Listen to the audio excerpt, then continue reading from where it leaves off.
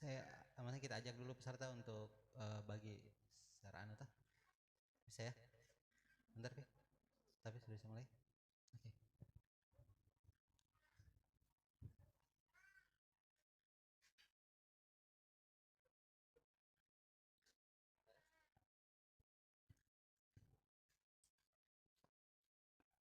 Oke, bismillahirrahmanirrahim.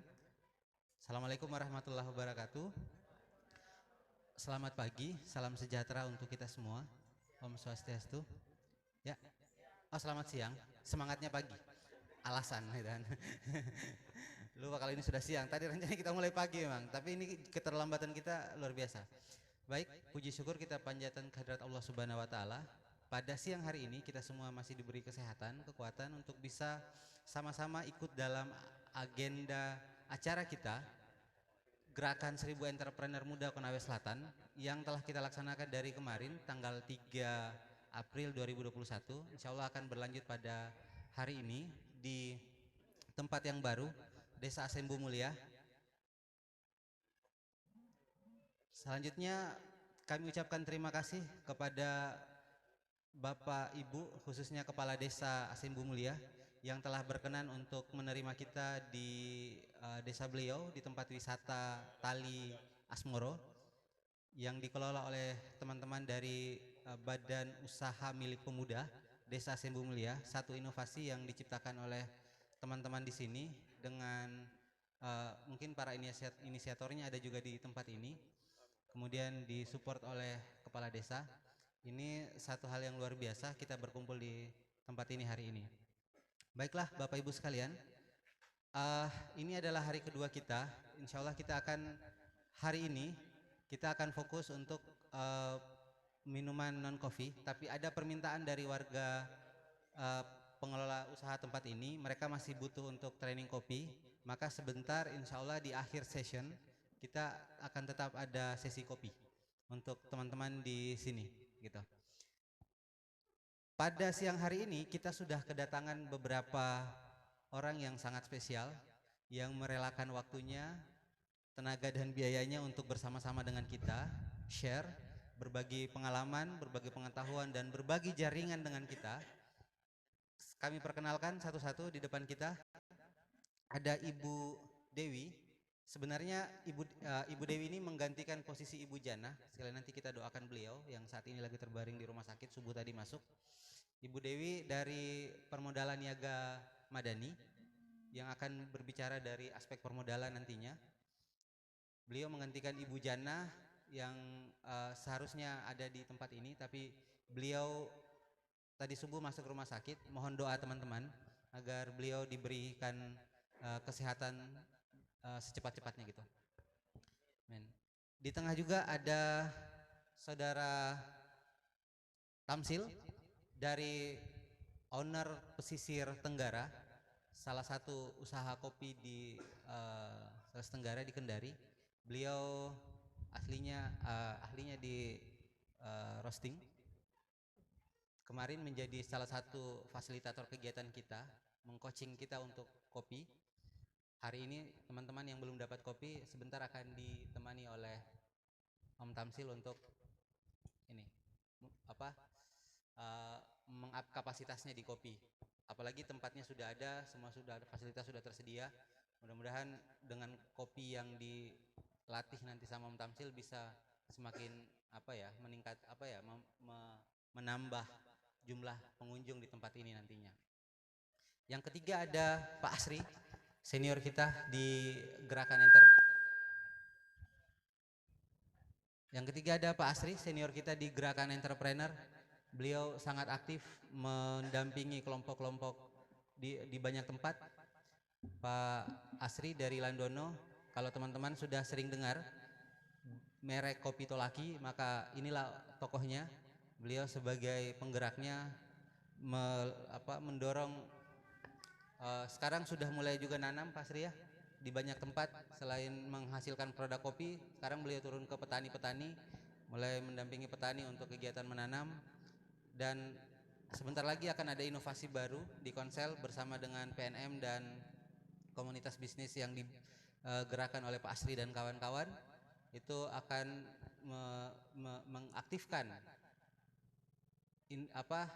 pusat IKM, industri kecil menengah yang ada di Konawe Selatan, yang selama ini tempatnya vakum, fasilitasnya lengkap, ada banyak peralatan yang disiapkan oleh Pemda, dibangun dengan sangat mahal, tapi beberapa tahun tidak aktif.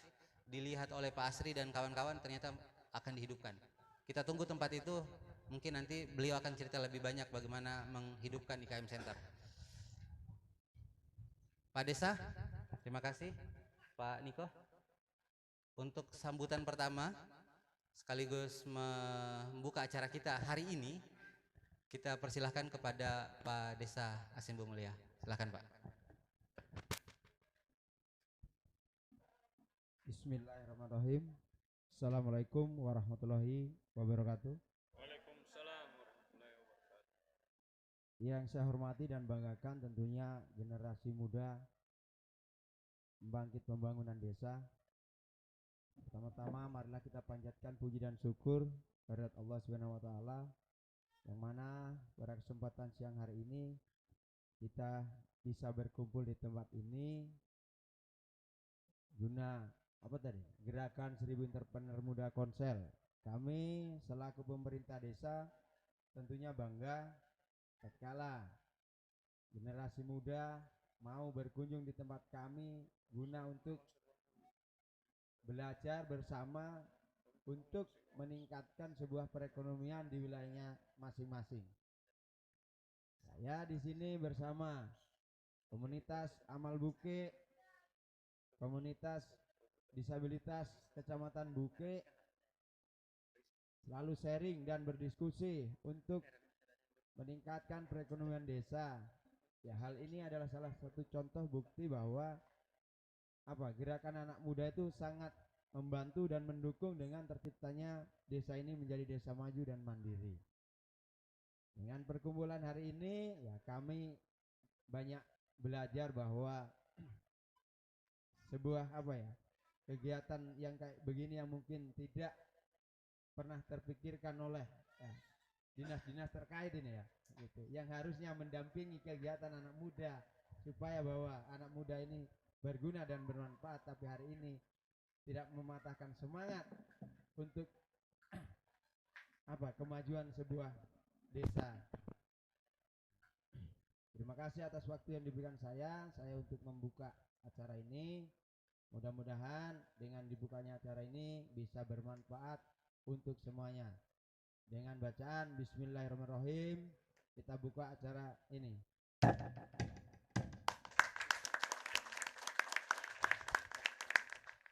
Billahi taufiq wal hidayah. Wassalamualaikum warahmatullahi wabarakatuh.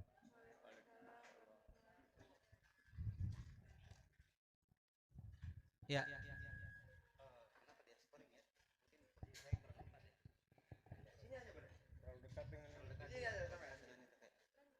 Ya, sambil dicicip ini sudah ada hidangan saraba Pak Desa ya?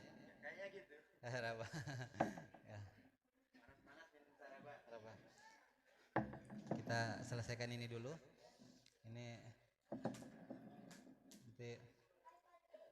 Ini sudah produk lokal di sini Pak Desa.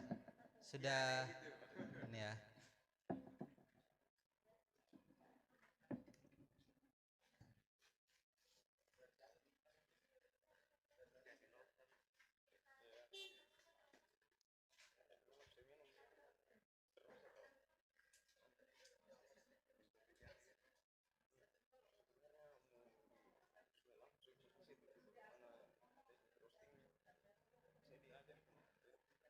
Oke, kita lanjut. Sudah bisa ya? Kita lanjut. Untuk sesi pertama, akan bicara inspirasi tentang entrepreneur khususnya di bidang kopi dari pelaku yang sudah cukup lama di bidang ini. Pak Asri sudah berapa tahun Pak membangun bisnis kopi? 3 tahun. Mohon ini Pak digunakan. Sambil saya akan memandu Pak Asri untuk masuk memberikan kita semacam innovator. Kita nyebutnya inovasi untuk berentrepreneur gitu. Beliau merintisnya sudah sudah cukup lama. Mungkin kita akan minta sedikit pengantar dari Pak Asri sambil kita bertanya ke beliau. Karena katanya kalau mau berdiri sini nggak mau. Nggak mau Pak Asri. Ini tidak mau cerita sendiri katanya. Harus ada yang dampingi dan harus ada yang bertanya. Itu biar beliau ilmunya keluar, kesaktiannya keluar, dibagi ke kita. Baik Pak Sri, mungkin bisa diantar sedikit sudah berapa lama memulai usaha kopinya, dan mungkin menceritakan ke kita sedikit bagaimana tantangannya, bagaimana kondisi di daerah Konawe Selatan, bagaimana penerimaan masyarakat Konsel dengan apa yang sedang Pak Sri lakukan. Silakan Pak. Oke, makasih. Assalamualaikum warahmatullahi wabarakatuh. Selamat pagi. Kalau pagi harus semangat. Kalau siang katanya sudah mengantuk.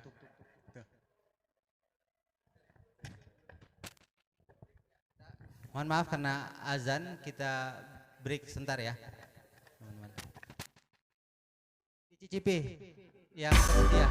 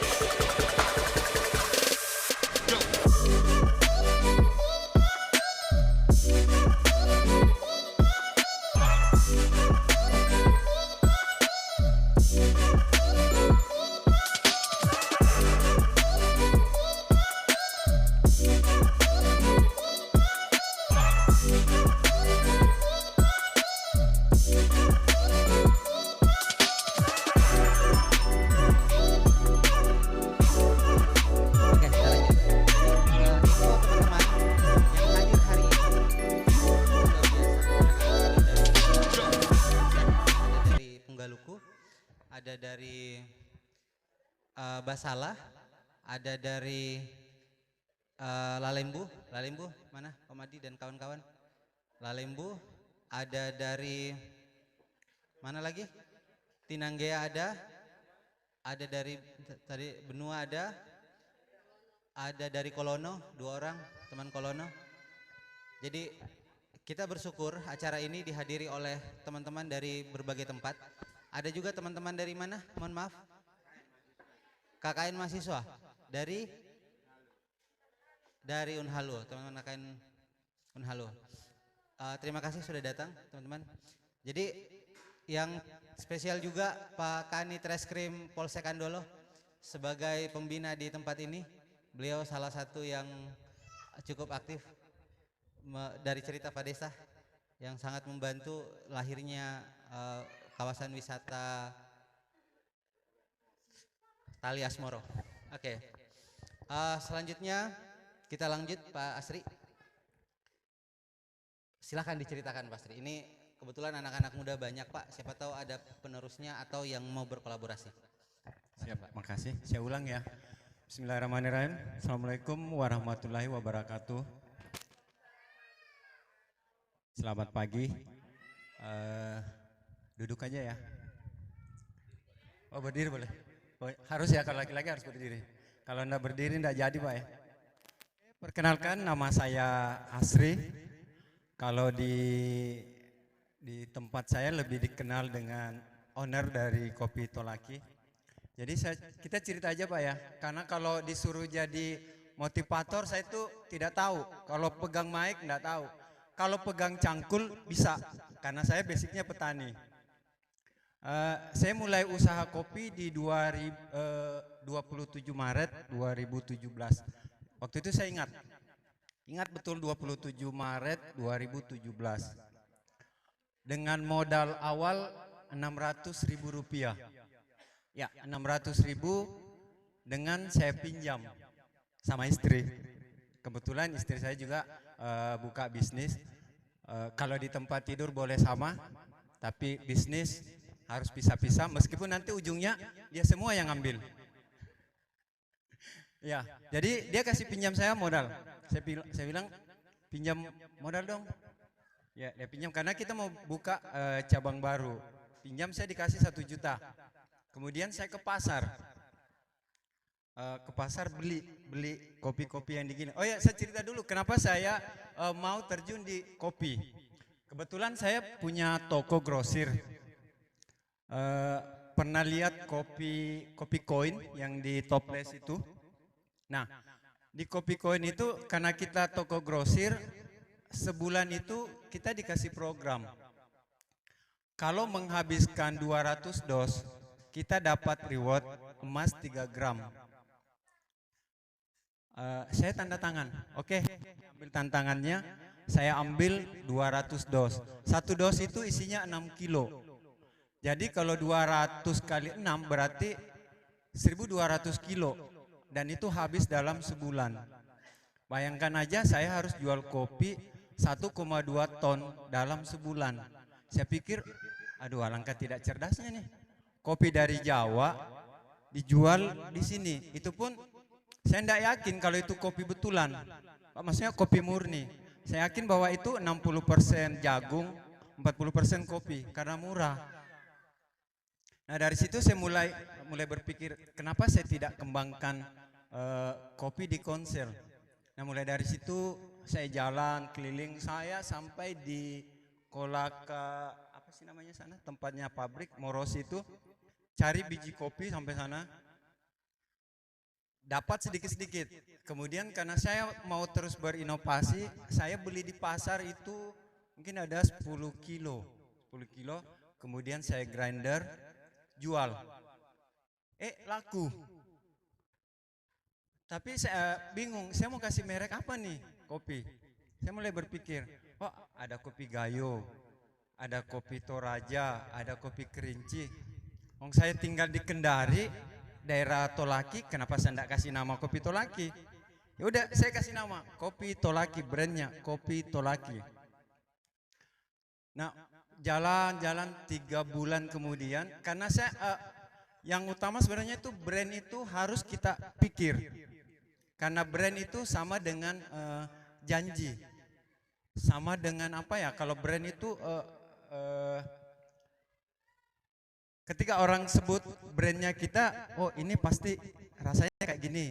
Kalau orang bilang kopi Tolaki, orang sudah paham. Oh iya ini kopi yang rasanya soft, gitu kan?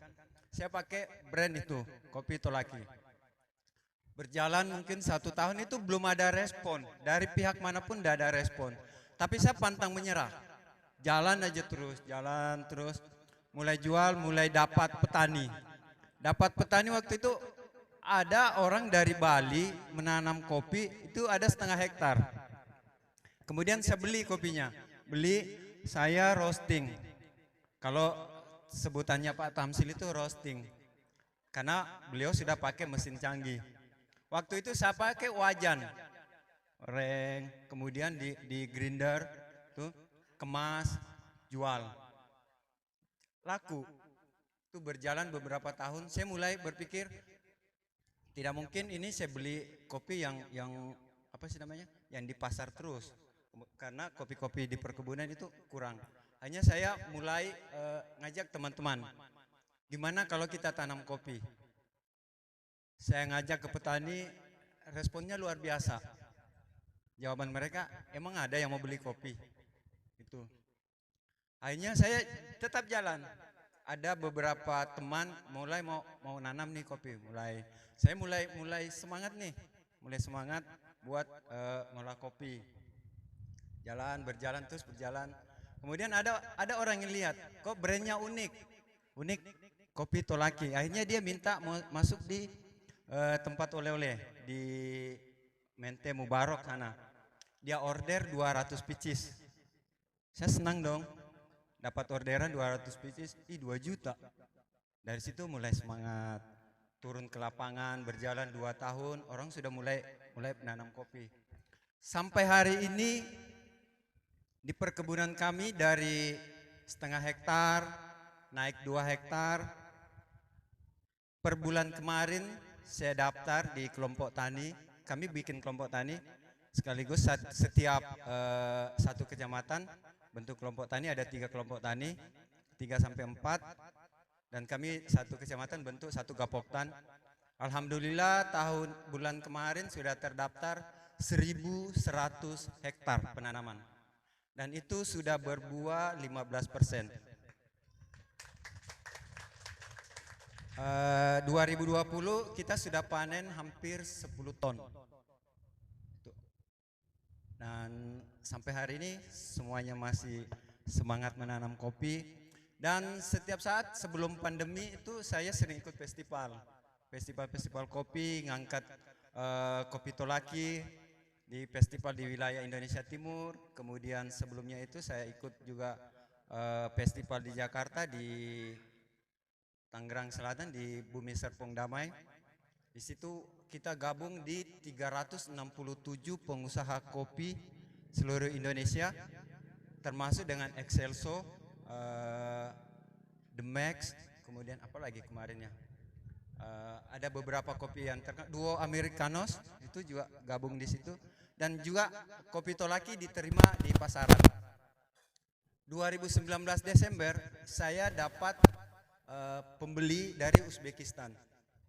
Dia minta kopi Tolaki itu diekspor ke Uzbekistan 3 ton per bulan.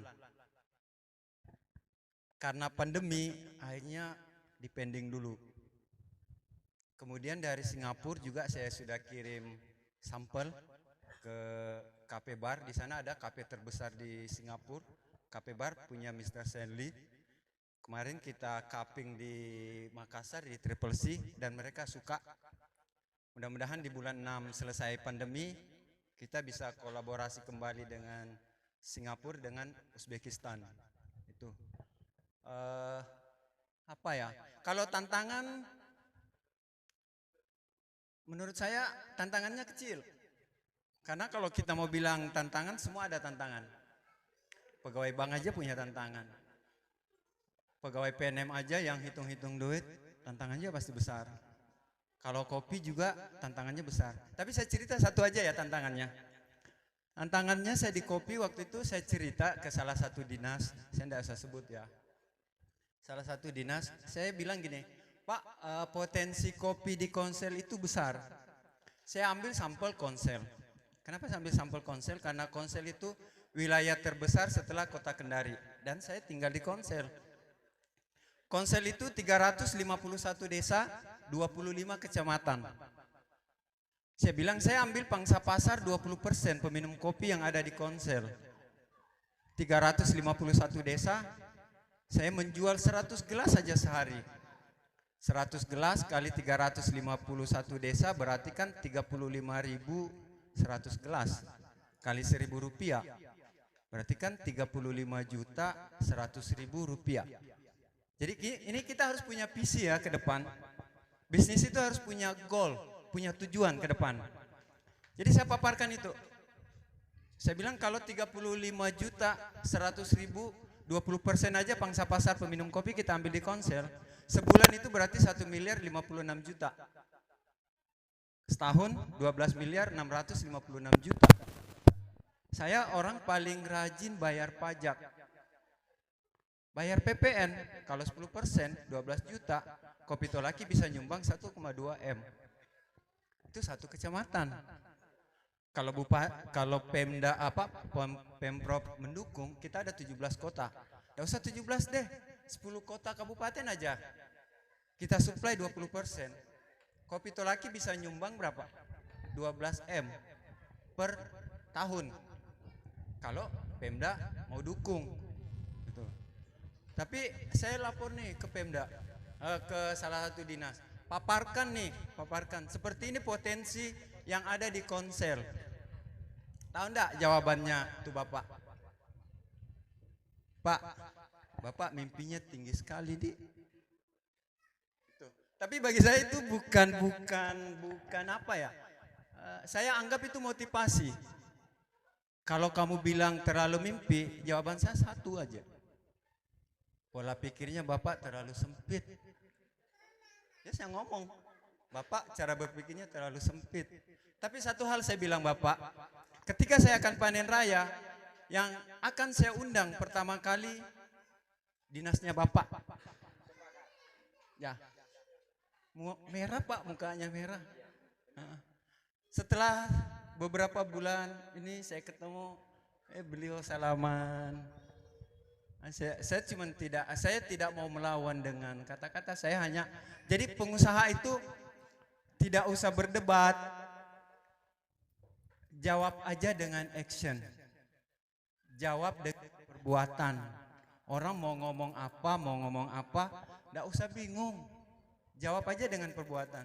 Apalagi hari ini saya lihat kalian-kalian yang hadir di sini punya satu potensi. Potensinya apa? Umur kalian muda. Kalian bisa berinovasi. Buka bisnis itu orang selalu bilang kendalanya di modal. Modal itu bukan kendala. Modal itu nomor urutan 13. Benar, modal itu urutan 13. Saya modal 600.000. Ya, modal 600.000. Omset saya alhamdulillah hari ini. Ya lumayan lah. Sebut Pak, jangan bilang lumayan. Lumayan itu bukan angka Pak. Sebulan ya bisa dapat ya gitu. Biar orang pajak dengar Pak. Ya. Pajak no problem. Saya tiap bulan bayar pajak. Saya sudah lapor SPT loh Pak. Oh gitu.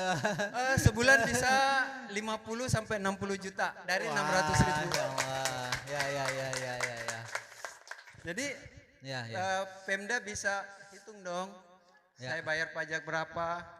Saya tidak minta sih Pemda buat saya thank you ke saya. Ya. Wong saya warga negara yang baik bayar pajak. Ya. Belum lagi tenaga kerja yang di ini Pak ya. Ya, jumlah petani 417 orang di 2 kabupaten. Jadi yang mendoakan itu 417 kali 3 istrinya sama anaknya. Itu. Kalau yang 2 istrinya Pak? Double berarti Pak ya? Double. Ya, seperti itu. Jadi, tapi kita sebagai pengusaha harus tetap optimis.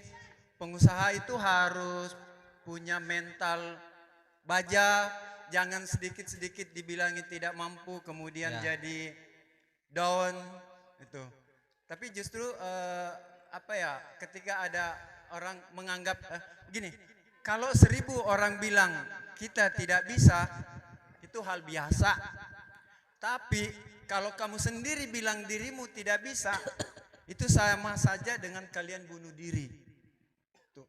Karena biar siapapun kasih motivasi, ya.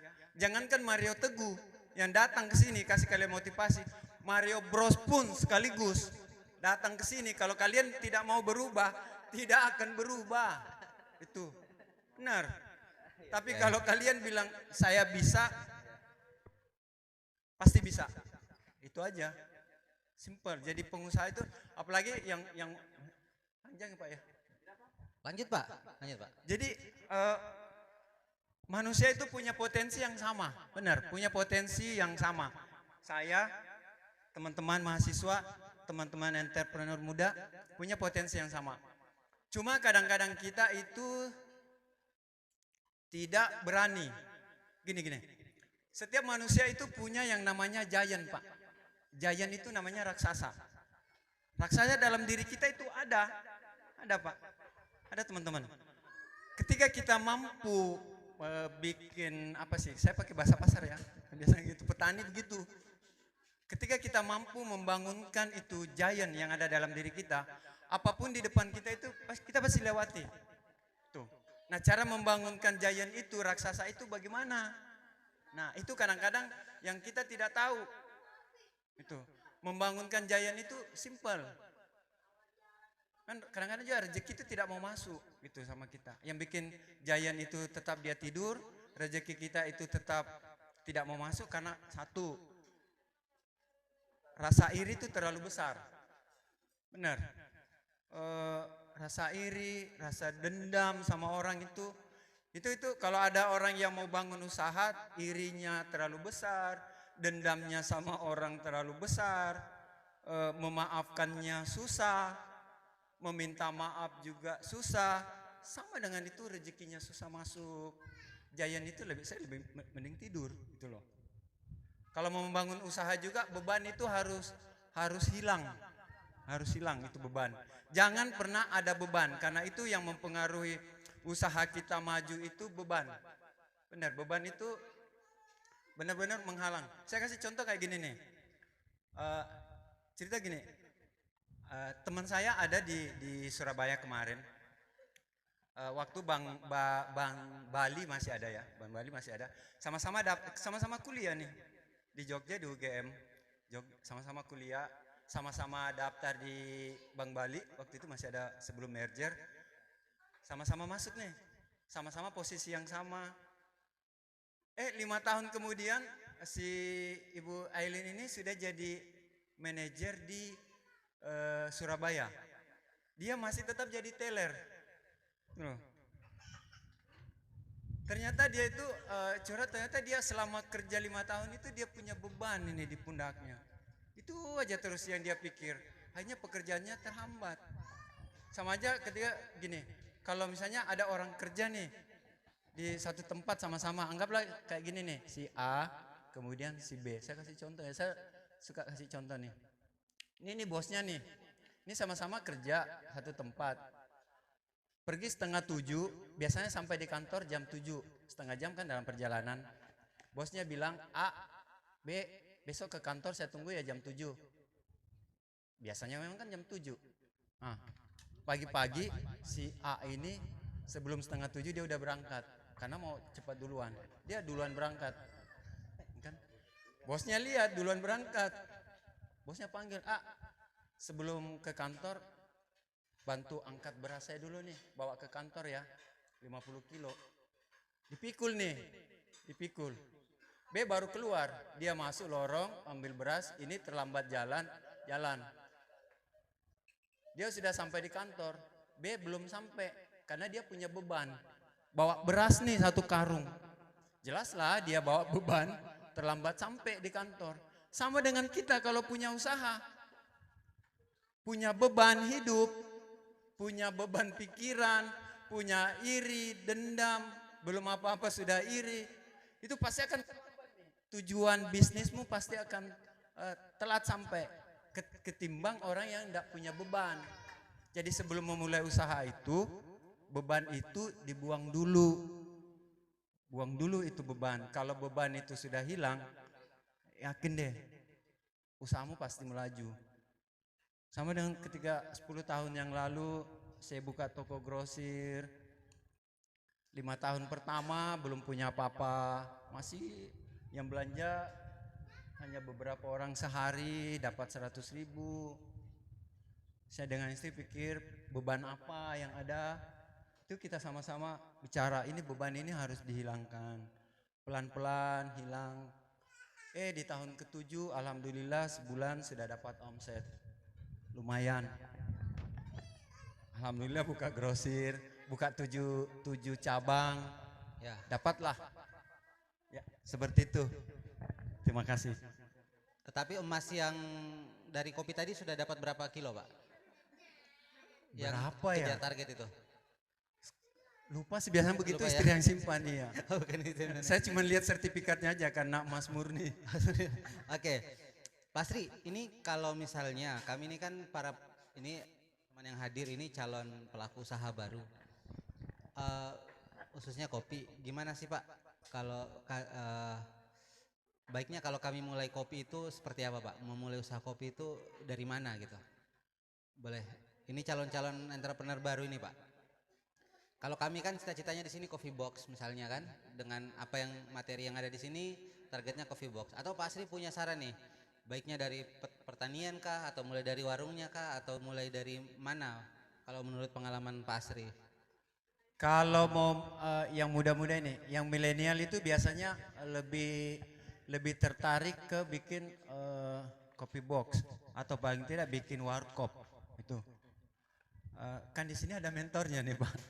Ya, Ini guru saya, jujur ini sebentar guru saya. Kita belajar dari beliau juga. Guru roaster saya ini. Ini yang pertama kali ngajarin saya gimana mau roasting yang benar.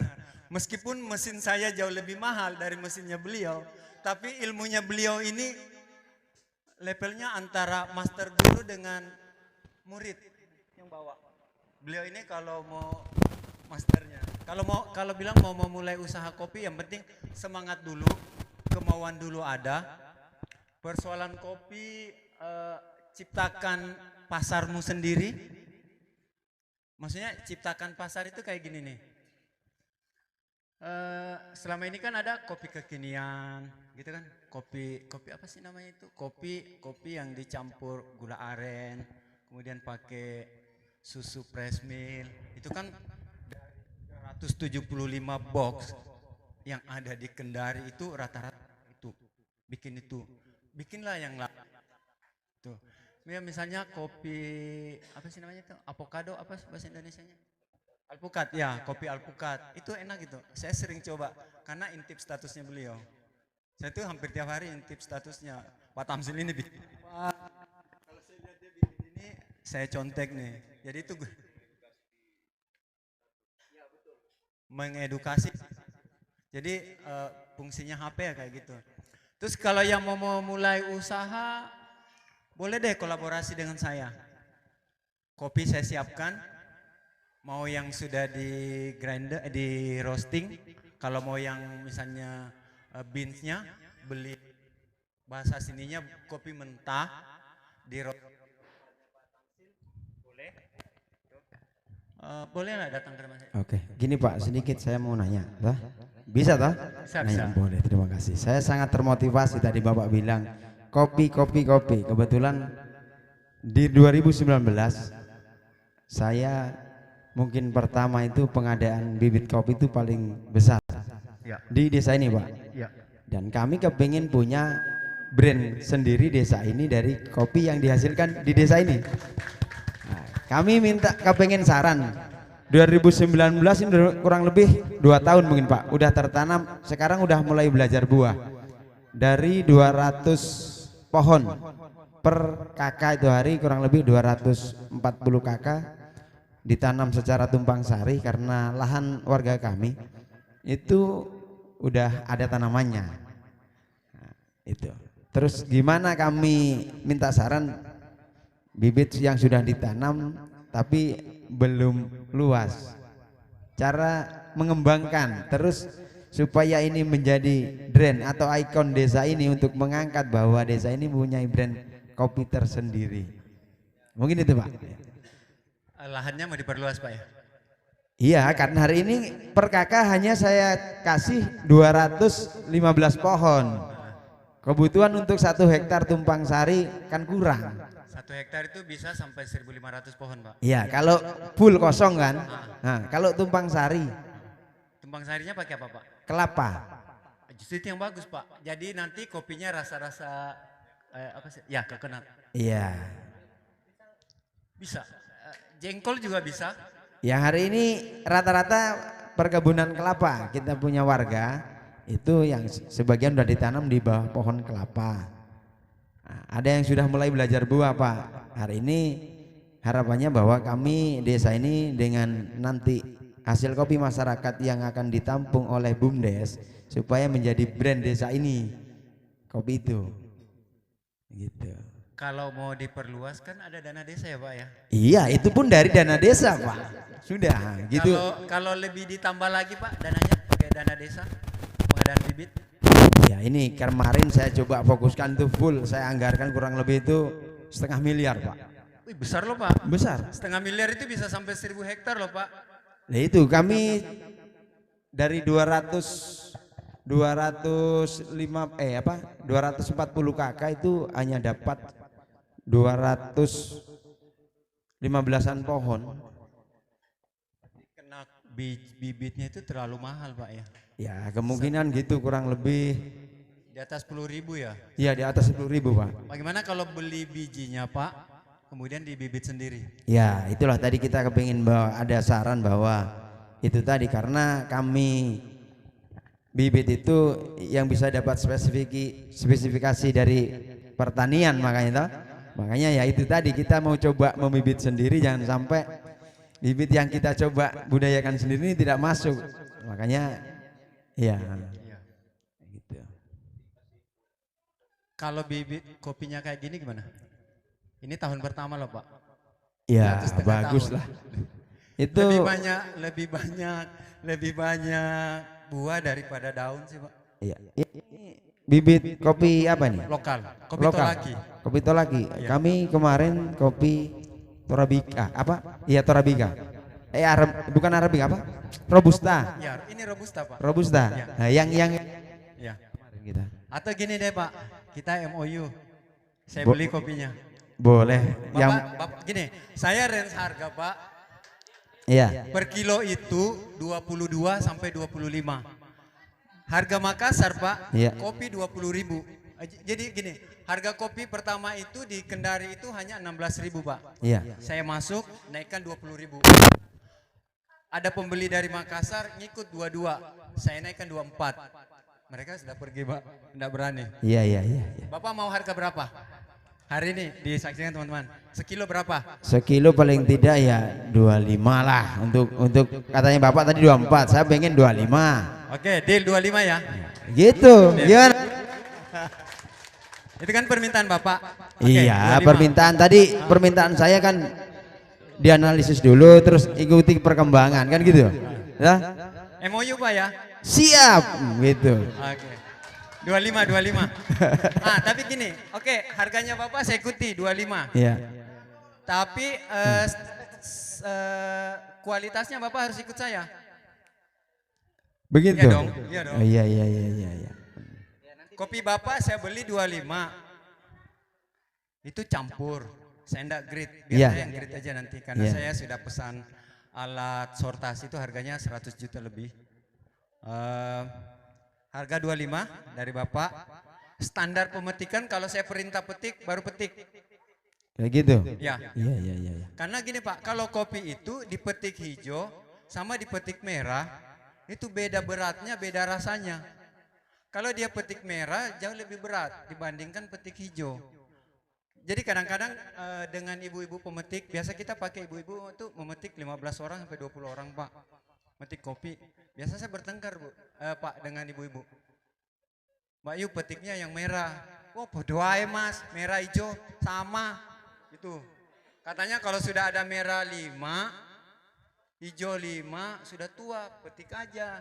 Gitu. Semuanya gitu. Ya, Padahal jadi- itu apa? Mengurangi kualitas atau gimana? Betul Pak, jadi saya itu ada seminggu Pak sama ibu-ibu tuh bertengkar, begitu saya awasi tuh bagaimana Pak kalau kebun luas kayak satu desa gitu Pak, kita mau ada yang lari ke sana, ada yang ke sana, yang petik hijau campur, nanti dikumpul baru saya ngomel-ngomel, dia pergi lagi Pak. Jadi saya ambilkan tekniknya gini, ibu-ibu tuh ambilkan mangga Pak. Jadi pemetik itu saya ambilkan mangga. Mbak Yu, bukan Yu kamu ya. Yu duduk. Pisau. Yuk makan dulu. Yang mentah dulu nih, makan, kupas, makan. Bengkok Pak, makan kecut. Kecut. Gimana rasanya kecut? Saya kasih lagi ya masak. Manggar manis. Makan yuk. Makan. Oh enak ya? Masa? Iya, sama dengan kopi. Kalau kepetik hijau rasanya begitu. Kalau kepetik merah rasanya pasti enak dan harganya lebih mahal. Mangga mentah kan paling 15. Mangga masak paling kan 40. Sama dengan kopi Pak. Jadi oke, deal harga 25, standar ikuti saya. Tanda tangan MOU kapan? Ini. Ayo Pak. Tambah ditantang lagi saya ini lah. Bapak butuh modal. Pak, Iya, Bapak PNM. minta berapa? PNM ada Pak. BUMDes punya modal, Pak. Punya modal. Punya. Kita mau mandiri, Pak. Tapi kita tidak menutup kemungkinan pihak ketiga masuk pun boleh. Nah, Gitu. kalau mau misalnya Bapak mau punya brand sendiri boleh Pak. Boleh. Nanti kapan-kapan misalnya kita buka kelas baru ya. Iya. Buka kelas baru boleh pakai mesin saya atau mesinnya Pak beliau ini. Iya. Pak Tamsil. Cuman saya butuh kalau mesin saya butuh mobil yang agak-agak mobil terbuka agak besar karena mesin saya segini. Iya. Kalau mobil box begitu bisa nggak? Kayak pakai mesinnya Pak Tamsil. Bisa diangkat di itu. Oh gitu. Ya, atau Bapak beli mesin deh Pak, dana BUMDes. Boleh. Ah, Kita itu cuma butuh saran tadi bagaimana Pak? Kita butuh saran supaya kita punya desa juga terangkat. Kan gitu. Kalau Bapak bilang ini mesinnya kayak gini Pak Desa. Untuk itu budgetnya berapa? Udah. ya sekarang BUMDes sudah punya modal. berapa pohon Pak Desa? Berapa pohon? Sekarang? Iya. Ya, kalau sekarang saya untuk bicara berapa pohon yang berbuah, saya belum sampai teliti ke Nah, sana. yang di bantuan kemarin dibagi 20.000 Pak, ada 20.000. 20.000 berarti 15 Pohon. hektar. 15 hektar, 1 hektar, anggaplah dia buah pertama 500 kilo. Di tahun ketiga 1 hektar 1 ton. Berarti 15 hektar 15 ton. Ya Pak, beli mesin deh Pak. Gitu. Ya. Memang minat banget, apalagi ada semangat dorongan gini. Kita udah tahu bagaimana caranya, wah pasti beli Pak. Atau perlu ditemani Pak, beli mesin. Kita ke Uncle Joe di Jakarta. Ayo Pak, kita temani Uncle Joe. Boleh. Bapak yang mau 10 kilo, Kalau yang 10 kilo kira-kira budgetnya sampai berapa? 350 juta. 350 juta. Jadi Bapak itu tinggal setel-setel aja, pencet-pencet, duduk. Nggak usah kayak saya pertama kan gini Pak, Iya. TikTok di depan api. Itu setahun Pak, saya TikTok depan api. Iya. Memulai itu. Nanti di tahun ketiga baru dikasih Pak mesin. Bukan beli, dikasih sama Bank Indonesia. Harganya 116 juta sampai di rumah saya.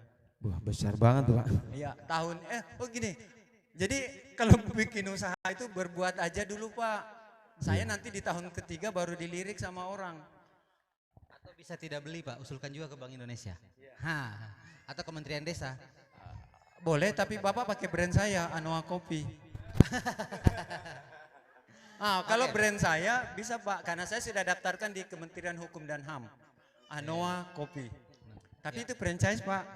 Bapak per tahun bayar karena brand. Atau Bapak bikin brand apa sih di sini? Anjos Moro apa? Talias Moro. Itu brand menjual itu loh Pak.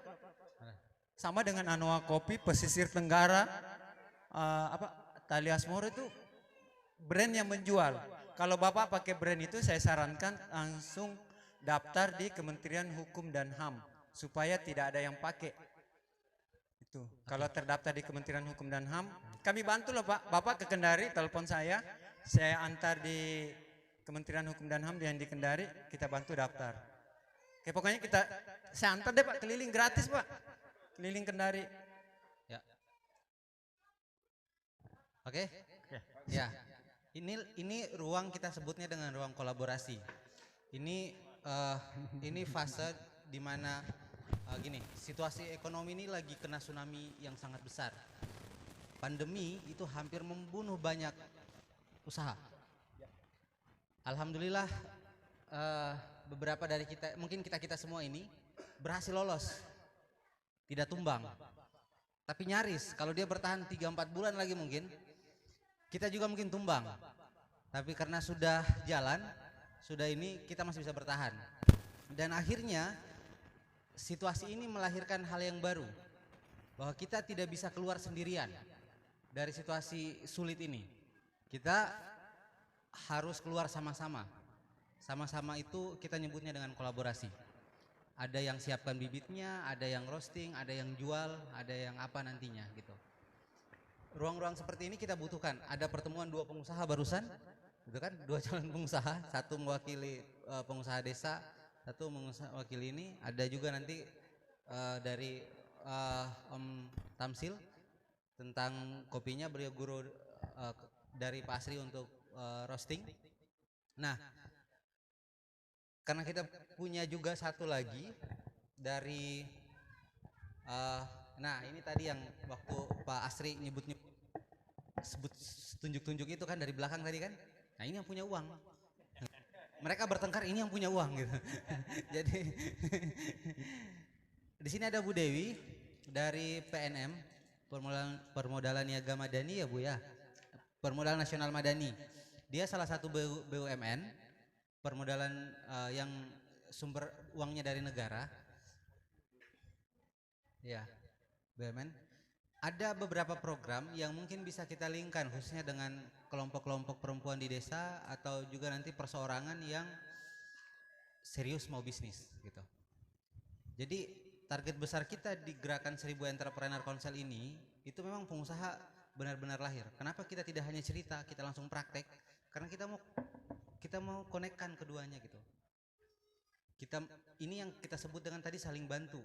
Teman-teman sudah punya bahan baku, sudah punya alat, sudah punya ini, belum punya skillnya. Kemarin cerita dengan teman-teman yang ada di sana, tahu enggak berapa biaya belajar kopi? Kurang lebih 10 juta kalau keluar sana. Semua dengan total biaya, total apa, itu cukup mahal. Pasti banyak yang tidak bisa. Karena itu dari sini kita berani bagi ilmu, kita berani bagi teman-teman ini semua, bagi pengalaman, mau mendampingi apa semua, melatih bagaimana caranya buat, itu luar biasa. Itu keren. Itu satu hal yang harus kita apresiasi. Bahwa kita tidak sedang ingin tumbuh sendiri. Ayo tumbuh sama-sama. Ayo berkembang rame-rame dari teman-teman semua. Misalnya ibu ini buat apa? Buat coffee box misalnya, atau warung kopi atau apa, atau coffee shop. Ambil bahan baku dari beliau-beliau ini gitu. Hidup kan, perputarannya jalan. Selama ini kan belum tahu di mana kita mau beli kopi di Sulawesi Tenggara ini. Ternyata kita punya 2 supplier kopi besar misalnya. Kalau mau belajar yang lain-lain juga bisa nanti gitu. Nah, karena di sini ada calon pemodal kita gitu, yang pasti ini sangat penting. Kadang-kadang kalau Pak Asri bilang tadi, ini urutan keberapa Pak Asri? Ke-13. Ya, tidak semua orang menempatkan itu di posisi 13. Kadang-kadang ada orang yang masih menempatkannya dia di posisi 1-2. Gitu. Ada yang seperti itu. Tapi ternyata Pak Asri membuktikan dengan hanya modal sedikit beliau sudah sampai omset berapa tadi ya? 600 juta ya per bulan. Salah. 60. 600 juta. Ya, ternyata Pak Asri dengan modal segitu sudah bisa tumbuh sampai sejauh ini. Nah, kita akan sama-sama mendengarkan bagaimana skema permodalan dari Permodalan Nasional Madani. Kami sudah sempat ngobrol, tapi mungkin lebih enaknya kalau akan dijelaskan langsung oleh oleh yang menangani bagian itu gitu. Khususnya ibu-ibu di desa. Berapa orang sih perwakilan desa? Mohon angkat tangan. Yang dari desa? Berapa orang? Yang dari desa sini? 1, 2, 3. Ya, yang bapak-bapak 4 orang ya. Oke, 4 orang pada saya. 5. Mewakili ibu-ibu juga? Oke. Ini cerita yang menarik. Karena di skema yang ditawarkan itu, kalau Bapak Ibu semua pernah dengar apa yang ditawarkan oleh salah seorang ekonom dunia yang meraih penghargaan Nobel tentang kelompok perempuan yang berdaya. Kelompok perempuan yang didorong untuk sangat produktif dengan bantuan permodalan dari lembaga ekonomi. Tokohnya namanya Muhammad Yunus. Beliau tidak mau memberikan permodalan kepada laki-laki karena menurutnya, ini studi kasusnya bukan di Indonesia, di Bangladesh. Disampaikan bahwa kelompok laki-laki trustnya itu kecil, gitu. Kepercayaannya kecil dengan urusan uang. Tapi kalau kelompok perempuan itu dia berani jamin bahwa mereka akan bertahan untuk kehidupan rumah tangganya. Dan Muhammad Yunus pelan-pelan mendampingi kelompok perempuan di desa dan akhirnya sekarang program itu menjadi satu bank besar di Bangladesh sana. Sepertinya PNM mencoba untuk melihat peluang yang sama, bahwa kelompok perempuan itu sangat potensial untuk didorong kerja bersama untuk menghidupkan ekonomi baik di level keluarga, level desa ataupun nanti efeknya ke level nasional. Kepada Bu Dewi, kami persilahkan waktu dan tempat untuk cerita bagaimana peluang ini Bu Dewi. Teman-teman yang hadir jadi peserta bisa melihat apakah peluang yang ditawarkan oleh PNM ini bisa disambut atau seperti apa Bu? Bagaimana modelnya, bagaimana model kerjasama dan bagaimana cara mengaksesnya? Silahkan Bu Dewi.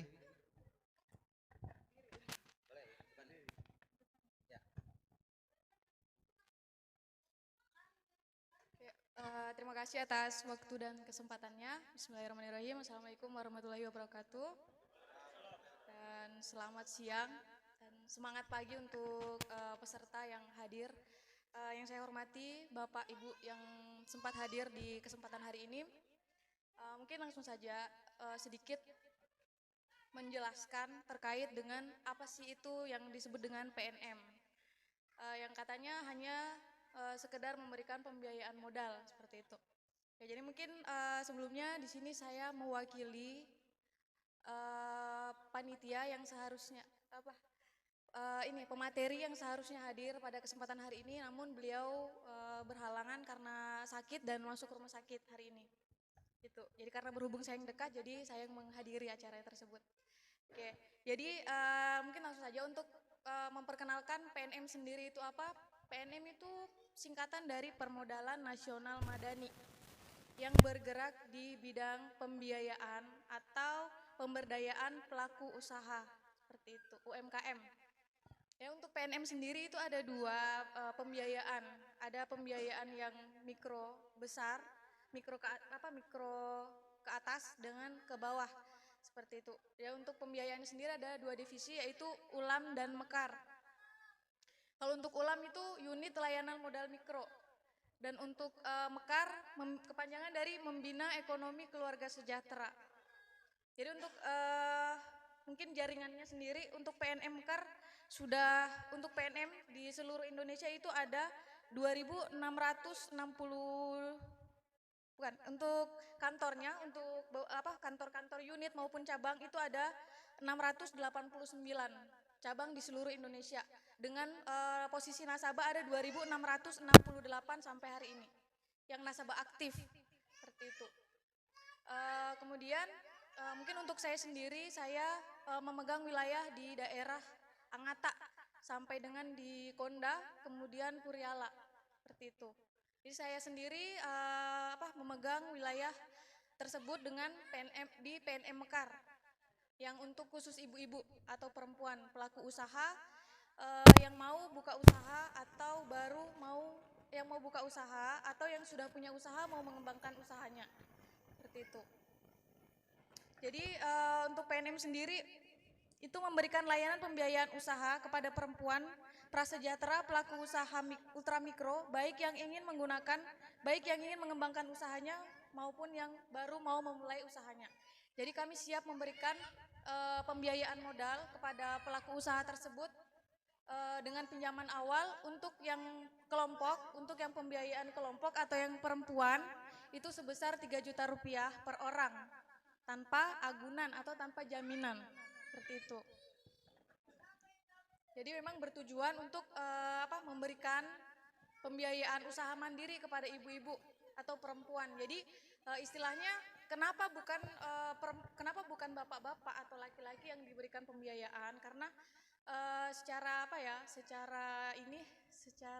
biasanya kalau kewajiban kan kalau bapak-bapak pasti tanpa harus buka usaha sudah ada pekerjaan yang memang seharusnya dilakukan seperti itu.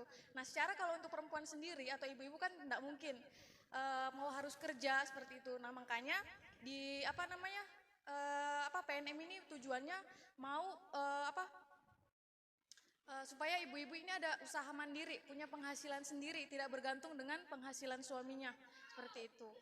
Dan di samping itu, untuk PNM Mekar tidak hanya memberikan pembiayaan atau modal kepada ibu-ibu, tetapi kami juga mendampingi bagaimana caranya ibu ini atau nasabah ini bisa mengembangkan usahanya dengan cara pelatihan, dengan cara diadakan kegiatan-kegiatan seperti PK bisnis. Maksudnya kita buat mungkin untuk nasabah-nasabah yang baru, untuk calon nasabah yang baru mau buka usaha, itu kita berikan pelatihan dulu, kita kasih belajar.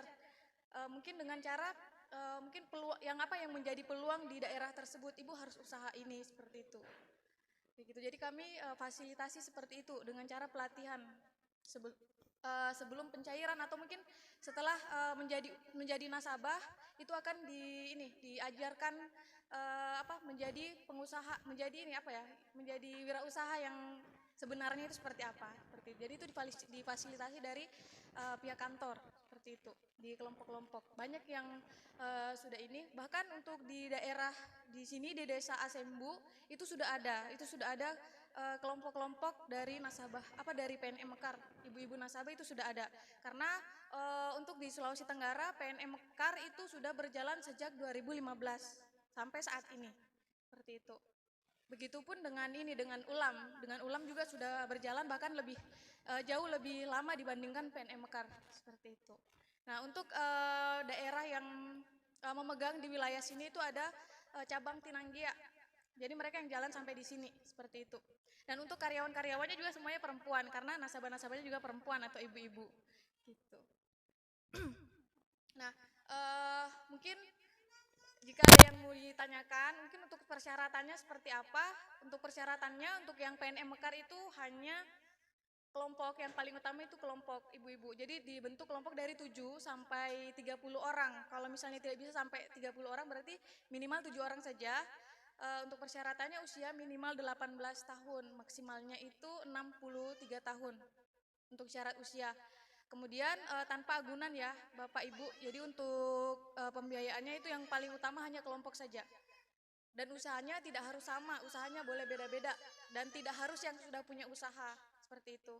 Ada yang baru mau buka usaha boleh mengajukan. Ya, untuk prosesnya juga tidak lama, asalkan syarat utamanya terpenuhi, yaitu kelompoknya. Seperti nanti diadakan pelatihan dulu, di pelatihan itu akan dijelaskan. Kemudian yang paling penting tidak ada agunannya. Jadi kalau untuk pembiayaannya itu 3 juta rupiah per orangnya. Kemudian kalau 15 orang berarti 3 juta dikali 15 itu, 15 orang itu. Seperti itu. Oke, mungkin itu saja yang bisa saya sampaikan. Lebih dan kurangnya mohon maaf. Jika ada yang mau ditanyakan Pak, saya persilakan. Kalau soal uang banyak pertanyaan Bu. Tenang. Ya, teman-teman, ada yang mau tanya soal permodalan ini? Ini penting ini. Silakan.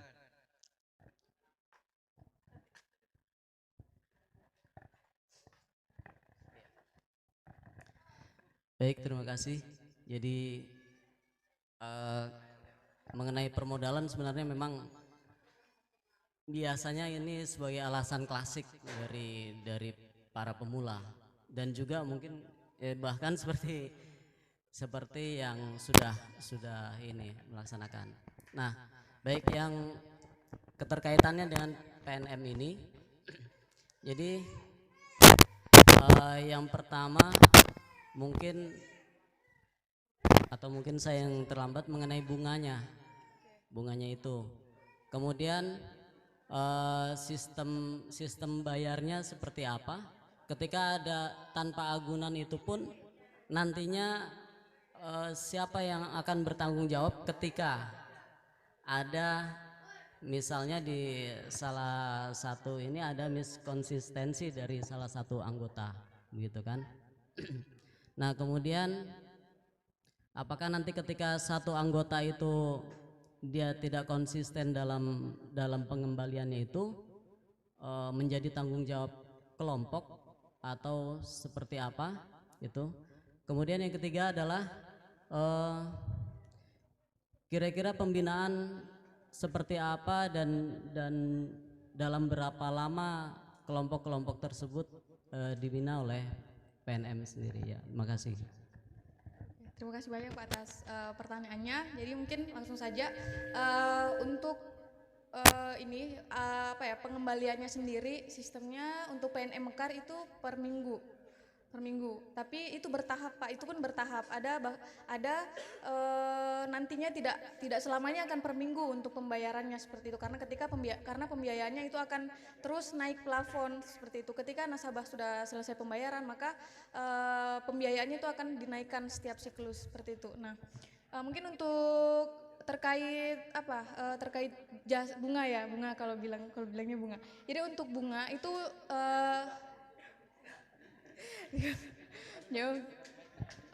Oke, untuk pengembaliannya sistemnya per minggu, tadi saya bilang per minggu, dan untuk pembayarannya otomatis per minggu, dan untuk bunganya seperti yang Bapak bilang, bunganya itu mengikut dengan pembayarannya. Jadi untuk pinjaman 3 juta itu diangsur per minggu. Kemudian untuk jangka waktu pengembaliannya itu ada 2 pilihan. Terserah yang mengajukan itu mau jangka waktu yang cepat atau jangka waktu yang lama. Nah, untuk jangka waktu yang cepat itu selama 6 bulan per minggu atau selama 25 kali pembayaran.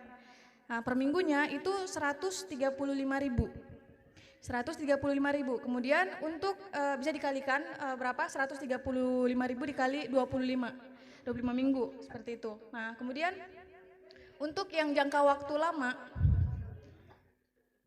3 juta, jadi untuk jasanya 3.375.000. Jadi jasa yang diperoleh oleh PNM itu sebesar 375.000 per 3 juta rupiah atau per orangnya.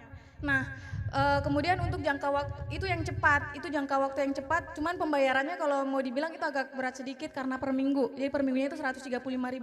Jadi 135.000 itu sudah termasuk pokok dan jasanya, atau biasa mungkin Ibu atau Bapak bilangnya bunga. Seperti itu. Kemudian untuk jangka waktu yang lama tapi angsurannya agak lebih ringan atau lebih sedikit dibanding yang 25 minggu. Angsurannya itu hanya 75.000 selama 50 minggu atau selama 1 tahun. Seperti itu. Kemudian untuk kelebihannya ketika Ibu pengambilan yang per minggu itu ada libur angsurannya. Jadi istilahnya seperti ini. Misalnya Ibu pencairan di minggu ini, 2 minggu setelah pencairan itu tidak langsung 1 minggu setelah pencairan itu tidak langsung mengangsur. Jadi diberi kesempatan selama 2 minggu untuk diberi kesempatan untuk putar